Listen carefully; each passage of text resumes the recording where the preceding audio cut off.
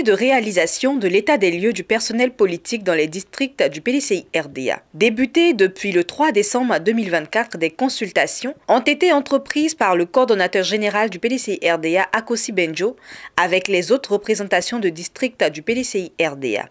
L'objectif principal, vérifier l'effectivité du personnel politique à la veille des élections présidentielles de 2025. Les districts des Lagunes et de la vallée du Bondama étaient à l'honneur les 18 et 19 décembre 2024. Il était important d'essayer de réévaluer les structures. Vous savez, depuis la première mission d'audit faite par M.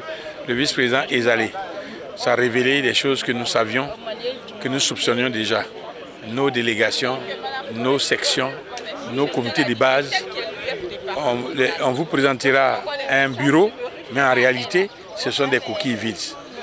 Donc, les hauts représentants, quand ils ont été désignés, ont été commis pour aller sur le terrain pour faire l'évaluation. Une évaluation a été faite. Des documents sont venus. Mais la haute direction du parti veut s'assurer cette fois que ce qu'on a servi est réel.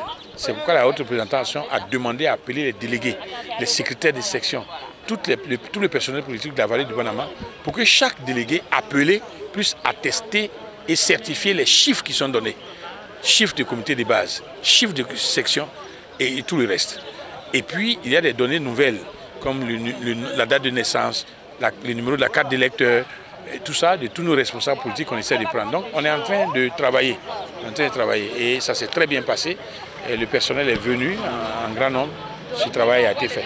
Nous avons participé à cette séance de travail pour faire un peu le point du personnel politique, voir ce qui marche, ce qui ne marche pas, et puis voir comment pallier aux insuffisances afin d'attaquer le maillage qui doit se faire très bientôt.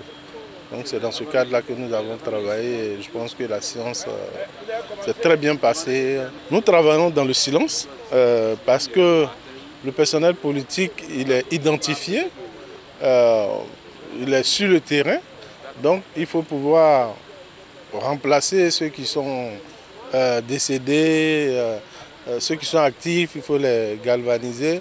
Et le seul appel que je veux lancer, c'est que il faut qu'on s'arme davantage de courage et que les gens prennent à bras le corps la sensibilisation parce que la voix d'un intellectuel est égale à la voix d'un villageois.